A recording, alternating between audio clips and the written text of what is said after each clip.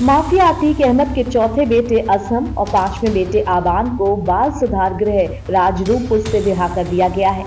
CWC यानी child welfare committee के आदेश पर अतीक के दोनों बेटों की रिहाई हुई। एजम और आबान को अतीक अहमद की बड़ी बहन शाहीन की सुपुर्दगी में सौंपा गया है। प्रयागराज में हुए उमेश पाल हत्याकांड के बाद से अतीक अहमद का चौथा बेटा असम बाल संरक्षण गृह में था। घटना के वक्त नाबालिग होने के चलते उसे जेल नहीं भेजा गया था। हालांकि 5 अक्टूबर को एजम बालिग हो गया। एजम के साथ आबान भी बाल संरक्षण गृह में ही था। एजम के छूटने पर सस्पेंस अंतिम समय तक बरकरार था, लेकिन सीडब्ल्यूसी ने उसे भी छोड़ने का फैसला लिया। बता दें कि बच्चों की बुआ और अतीक अहमद की बड़ी बहन शाहीन अहमद ने दोनों बच्चों की कस्टडी के लिए सुप्रीम कोर्ट में अर्जी दाखिल की थी। इसके बाद सुप्रीम कोर्ट ने कमेटी गठित कर बच्चों का बयान दर्ज कराया था। कमेटी की रिपोर्ट के आधार पर सुप्रीम कोर्ट ने पिछली सुनवाई में चाइल्ड वेलफेयर कमेटी को उचित फैसला लेकर 10 अक्टूबर को रिपोर्ट सौंपने को कहा था। सुप्रीम कोर्ट ने इस मामले में सुनवाई आज यानी कि 10 अक्टूबर को रखी थी, लेकिन सुनवाई से एक दिन पहले ही देर शाम या यूं कहें रात के अंधेरे में ही बाल संरक्षण गृह से अतीक अहमद के दोनों बेटों की रिहाई हो गई। दोनों नाबालिग बेटे फैजल अहमद एवं अमान अहमद को न्यायालय बाल कल्याण समिति प्रयागराज के आदेश से उनकी बुआ श्रीमती परवीन अहमद को सकुशल सुपुर्द करार दिया गया है। बाल कल्याण समिति प्रयागराज का आदेश प्राप्त हुआ हमें, उसके बाद उनकी बुआ उपस्थित हुई।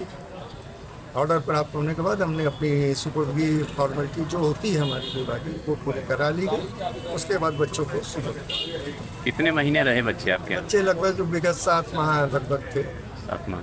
कल क्या आपका सुप्रीम कोर्ट की कोई डेट भी थी क्या इस संबंध में? सुप्रीम कोर्ट की डेट के विषय में तो हमें ज़्यादा जानकारी नहीं है, ये विभाग से जानकारी हो सकती है।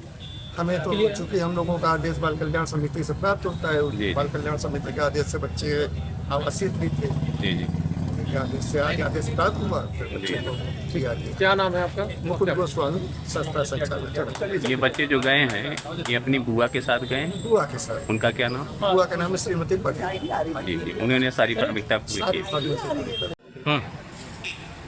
प्रयागराज में बहुचर्चित उमेश पाल हत्याकांड के बाद 26 फरवरी के बाद से अतीक अहमद के परिवार के ऊपर जैसे मुसीबतों के पहाड़ टूटे थे, उसी के तहत यहाँ पर अतीक अहमद के नाबालिग लड़के जो थे छोटे, उनको यहाँ पर बाल सुधार गृह में रखा गया था। वहाँ पर राजरूपपुर के और यहाँ पर लगभग 6 महीने बाद मार्च से लेकर अभी जाके आज जाके वहाँ पर अपने परिजनों को सुपुर्द किया गया है, उनकी बुआ को सुपुर्द किया गया है। और सबसे बड़ी बात यह है कि लगातार प्रशासन ये बताता रहा, कल सुप्रीम कोर्ट में इनकी सुनवाई है 10 तारीख को लगी है, जिसमें इनके परिजनों को कहा गया था कि ये बच्चे जो हैं अब बाल सुधार गृह में नहीं रहना चाहते, उनकी इच्छा है कि अपने परिजनों के साथ रहें। इसको लेकर यहाँ के जवाब दिया गया था या पुलिस प्रशासन द्वारा जो जवाब दिया गया था सुप्रीम कोर्ट में, ये कहा गया था कि बच्चों के ऊपर जान कर सकता है, उनकी सुरक्षा उनके परिजन नहीं कर सकते हैं। इस बात को लेकर उन्होंने जवाब दाखिल किया था, लेकिन अचानक से यहाँ पर आदेश हुआ है और अतीक अहमद के दोनों छोटे बेटे, जो एक बेटा जो एजम है वो 18 साल का हो चुका है, उसे भी और